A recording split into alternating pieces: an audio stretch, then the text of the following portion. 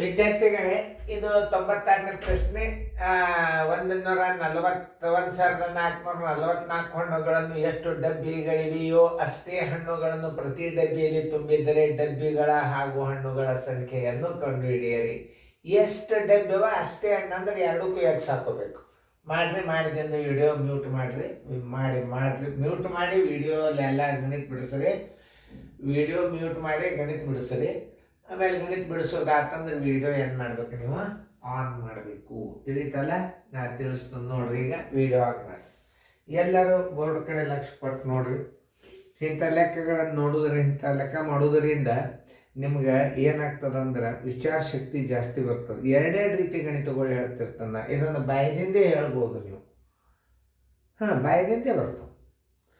ಆಮೇಲೆ ಇದು ಹೆಂಗಂದ್ರೆ ಇಲ್ಲೊಂದು ಉದಾಹರಣೆ ಹೇಳ್ತಾನೆ. ಇದು 3 3 9, 4 4 16 ದೊಡ್ಡದಾಗ್ತದೆ. 3 3 9. ಇದು 8 8 64, 2 2 4. 2 ಒಳಗೆ ಒಂದೇ ಬರ್ತದೆ. ಏನು 32 ಬರ್ಬೇಕು, ಬೇಕಾದ್ರೆ 38 ಬರ್ಬೇಕು. ನೋಡ್ರಿ ನಾ ಹೆಂಗೆ ಹೇಳ್ತಾನಂದ್ರೆ, ಆಮೇಲೆ ನೀವು ಈ 2 ಅಂಕಿಗಳಿಗೆ ವ್ಯತ್ಯಾಸ ಮಾಡ್ಕೊಂಡಾಗ ಇದನ್ನು ಬಾಯಲ್ಲೇ ಇಡ್ಬೋದು ನೀವು. ಯಾಕಂದ್ರೆ ನೋಡ್ರಿ 3 3 9 4 ಉಳಿತ 4 ಅದ ಅಂದ್ರೆ ಇದ್ರ ಮೊಗಲ್ಯಾಗ ಮತ್ತೊಂದು 4 ಬಂದೇ ಇರ್ತದೆ. ಇಲ್ಲಿ 3 3 ಅದ ಅಂತಂದ್ರೆ ನೀವು ಏನು ಮಾಡಿರ್ತೀರಿ, 6 ಮಾಡ್ಕೊಂಡಿರ್ತೀರಿ. ಆಮೇಲೆ ಇಲ್ಲಿ 6 8 10 ಅನ್ನೋದು ನಿಮ್ಮ ಐಡಿಯಾ ಬರ್ತದೆ. ಇದು ನೋಡೋದ್ರಿಂದ ಬರ್ತದೆ. ಈಗ ನೋಡಿ, ಹಣ್ಣುಗಳ ಸಂಖ್ಯೆ ಎಕ್ಸ್ ಆಗಿರಲಿ. ಹಣ್ಣುಗಳ ಸಂಖ್ಯೆ ಎಕ್ಸ್ ಆಗಿರಲಿ.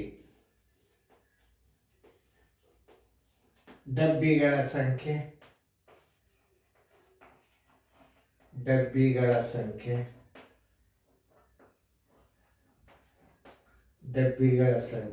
ಎಕ್ಸ್ ಆಗಿರಲಿ. ಎರಡದೇ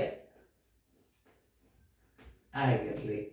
ಆಮೇಲೆ ಎಕ್ಸ್ ಗುಂಡ್ಲೆ ಎಕ್ಸ್ ಬರೋಬರಿ ಎಷ್ಟವ? 1444. ಗುಣಾಕಾರ x² ಬರೋಬರಿ 1444. ಎಕ್ಸ್ ಬರೋಬರಿ 1444ರ ವರ್ಗಮೂಲ ತೆಗೆಯಿರಿ. 1444ರ ವರ್ಗಮೂಲ ನೋಡಿ. 2 3 3 9, 3 3 9.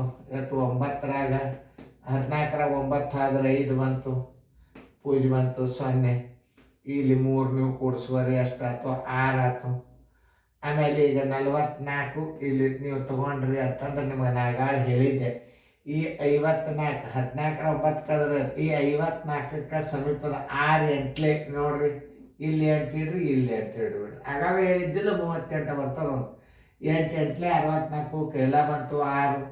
8 ಆಗಲೇ 48, 1 6 54 ಬರೋಬರಿ 0 0 0. ಆದ್ದರಿಂದ ಏನು? 38 ಗುಂಡ್ಲೆ 38 ಬರೋಬರಿ ಎಕ್ಸ್ ಬರೋಬರಿ ಏನು? 38. ಎಕ್ಸ್ ಅಂದ್ರೆ ಡಬ್ಬಿಗಳ ಸಂಖ್ಯೆ 38. ಡಬ್ಬಿಗಳ ಸಂಖ್ಯೆ 38. ಹಣ್ಣುಗಳ ಸಂಖ್ಯೆ ಅಷ್ಟೇ ಹಚ್ಬೋದು. 38 ಇಂಥ ಲೆಕ್ಕ ನೀವು. ಆಮೇಲೆ ಇದರ ವಿಷಯದೊಳಗೆ ಗಣಿತಗಳು ಬರ್ತಾವೆ. ಇದು ಮತ್ತು ವೃತ್ತದ ವಿಸ್ತೀರ್ಣ, ಸುತ್ತಳತೆ, ತ್ರಿಜ್ಯ ಕಂಡುಹಿಡಿದು, ಆಮೇಲೆ ವರ್ಗಾಕಾರದ ಭುಜ ಕಂಡುಹಿಡಿದು ಅವಾಗ ನಿಮ್ಗೆ ವರ್ಗಮೂಲ ಭಾಳ ಹೆಲ್ಪ್ ಆಗ್ತದೆ. ವರ್ಗಮೂಲ ಲೆಕ್ಕ ಪರ್ಫೆಕ್ಟ್ ತಿಳ್ಕೊರಿ, ಚೆಂದಂಗೆ ಬಿಡಿಸ್ಕೊರಿ ಫೇರ್ದಾಗ.